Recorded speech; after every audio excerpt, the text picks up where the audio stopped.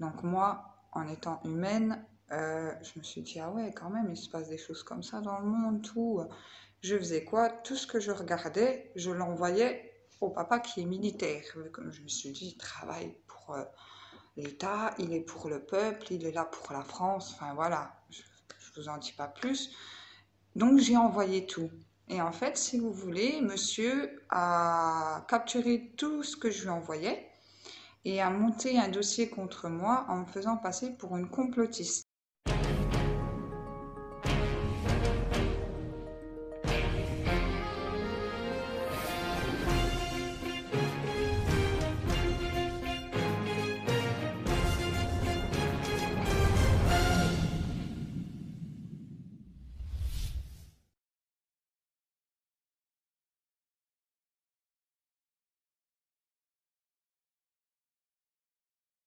Bonjour, je m'appelle Jessica.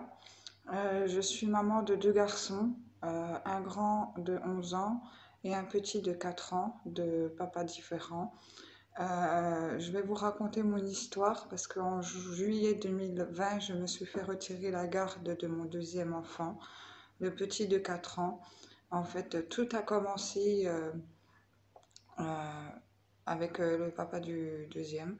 Donc en juillet 2013, on s'est rencontrés, on s'est mis rapidement ensemble. En septembre 2013, il signait son contrat pour s'engager à l'armée.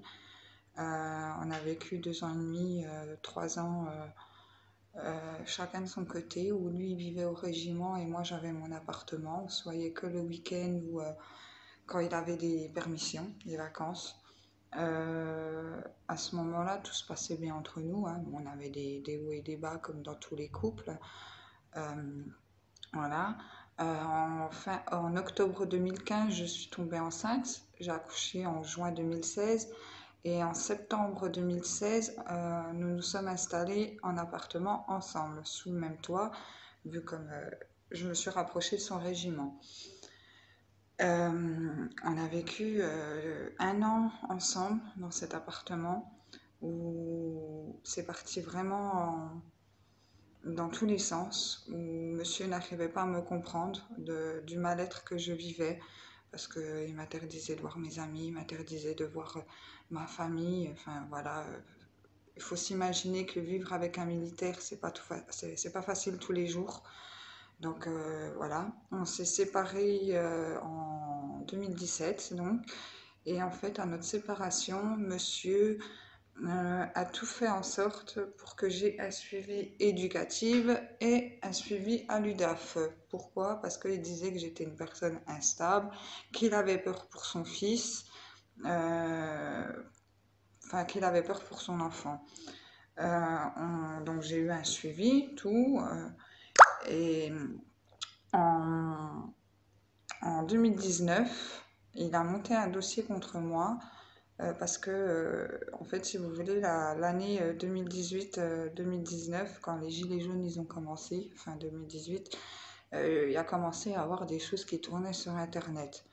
Donc moi, en étant humaine, je me suis dit, ah ouais, quand même, il se passe des choses comme ça dans le monde, tout. Je faisais quoi? Tout ce que je regardais, je l'envoyais au papa qui est militaire. Comme je me suis dit, il travaille pour l'État, il est pour le peuple, il est là pour la France. Enfin voilà, je vous en dis pas plus. Donc j'ai envoyé tout. Et en fait, si vous voulez, monsieur a capturé tout ce que je lui envoyais et a monté un dossier contre moi en me faisant passer pour une complotiste. Voilà.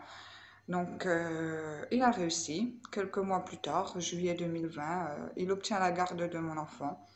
Le petit subit de la violence chez son papa. Pas de la maltraitance non plus à un point où il le massacre, mais il lui met des fessées pour le corriger. T'as dit quoi? Mais oui, mais on doit partir, mon cœur. Allez, mon cœur. Non, hey, je vais pas commencer à courir après toi, là. Arrêtez. Arrêtez. Allez, viens chez maman, là. Je t'habille.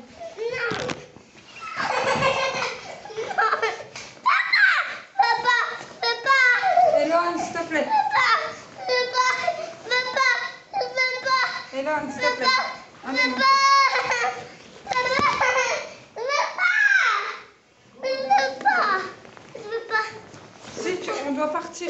Allez, tu dois partir. Allez, mon cœur. Tu dois aller chez papa, tu reviens dans 15 jours chez maman.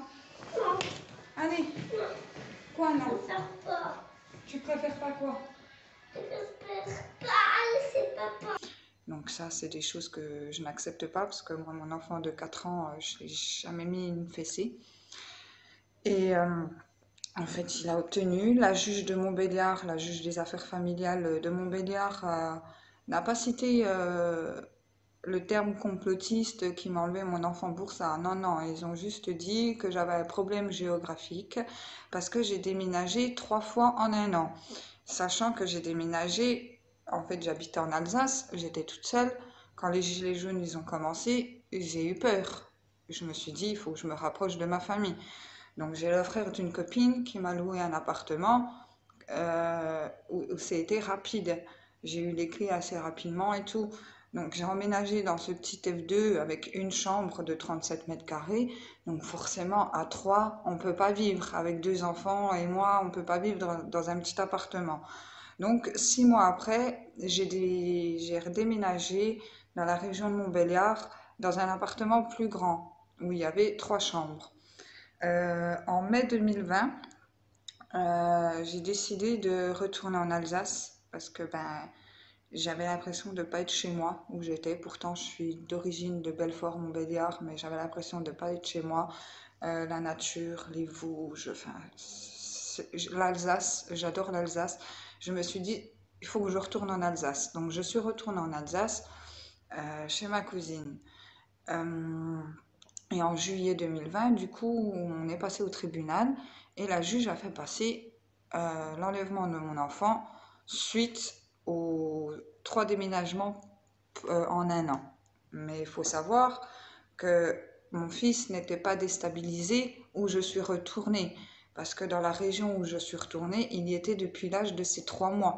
De 2016 jusqu'à 2019 et on a fait de 2019 jusqu'à 2020 dans la région de Belfort-Montbéliard, mais on est vite retourné en Alsace, donc il n'était pas perturbé, sachant même que le régiment de son papa au petit est à 20 minutes de chez moi où je vis actuellement. Mais la juge n'a pas prêté attention à tout ça, hein. Enfin voilà, pour elle, je suis instable, j'ai déménagé 3 fois dans l'année. Enfin voilà. Et donc elle l'a donné au papa en disant que le papa avait une situation stable, qu'il avait un travail stable et tout ce qui s'ensuit. Mais où est la stabilité de l'enfant là-dedans? Parce que son papa est quand même militaire, son papa part quand même souvent, donc le petit se retrouve tout seul. Le petit prend des fessées de la part de son papa et de sa compagne quand il fait des bêtises. Mon fils s'est plaint que sa compagne le griffait quand elle lui mettait des fessées. J'ai des photos, j'ai été porter plainte. Mon fils de 4 ans a été auditionné par la gendarmerie. J'ai le témoignage avec moi de mon enfant où ils l'ont fait signer. Donc si on fait signer un enfant, c'est pour écouter la parole de l'enfant. C'est pas pour ne rien faire. Enfin voilà. Donc il faut savoir aussi que j'ai fait appel à la décision. Et j'espère vraiment que la cour d'appel de Besançon vont voir son petit jeu et qui vont me redonner mon enfant, parce que mon enfant n'est pas en danger. Aujourd'hui, à cause de tout ça, en fait, à cause de tout ce dossier qu'il a monté, tout ça, mais j'ai une éducatrice aussi pour mon grand de 11 ans. Et du coup, l'éducatrice qui suit mon grand vient une fois par mois à la maison, encore. Euh, du coup, oui, je vous disais, mon fils de 11 ans, je l'ai enlevé de l'école suite à la réforme sanitaire du masque obligatoire le 2 novembre. Il n'est pas retourné en classe. Pourquoi? Parce que mon enfant de 11 ans, il est resté 7 ans sous micropakine, un suivi épileptique, parce que voilà, dès l'âge de 4 ans, il a fait des crises d'épilepsie. J'ai quand même galéré durant ces 7 ans en voyant mon enfant faire des électroencéphalogrammes et tout ce qui s'ensuit. Donc forcément, j'ai pas envie de revivre tout ça. Mon fils, il est en bonne santé. Depuis avril 2020, il prend plus aucun traitement. Il n'y a plus aucune trace d'épilepsie qui a été retrouvée dans son cerveau. Du coup, voilà, c'est mon droit de mettre en sécurité mon enfant pour sa santé. Si je ne veux pas qu'il porte un masque à longueur de journée, c'est mon choix. C'est pas une autre personne qui doit me dire mon choix, tout simplement. Et comment dire, l'AEMO de Colmar, je suis passée au tribunal le 5 janvier pour mon grand. Il demandait quand même le placement de mon grand de 11 ans. Pourquoi? Parce que pour eux, mon fils a pas de vie sociable, parce qu'il ne va pas à l'école, mais il a une vie sociable, mon enfant. C'est pas des personnes qui voient mon fils une fois de temps en temps, 2 heures dans la journée, qui connaissent sa vie. Il voit des autres enfants, enfin voilà, je me prive pas d'aller voir des personnes qui ont des enfants et tout. Donc à un moment donné, faut arrêter tout ça. Et ouais, du coup, ils m'ont renouvelé, la juge a refusé le placement, hein, la demande de l'AEMO. Donc ils ont renouvelé le service éducatif pendant 6 mois. Et ils ont transféré, Montbéliard a transféré le dossier à Colmar. Donc j'espère vraiment aussi que la juge de Colmar, dans 6 mois, bah, elle se dira, mais c'est pas une mauvaise maman. Elle met juste en sécurité ses enfants. Chaque parent ferait ce qu'il faut pour ses enfants. C'est ce que je fais. Je les mets pas en danger. Ils ont à manger. Je les tape pas. Je leur fais pas du mal. Euh, voilà, ils vivent avec moi. Ils sont avec leur maman.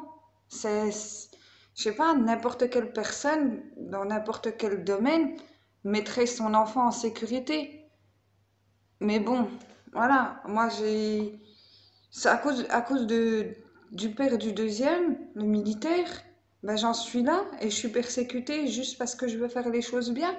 Parce qu'à un moment donné, je proclame pas la guerre, je proclame pas la violence, je proclame pas toutes ces choses-là. Non, je suis juste humaine.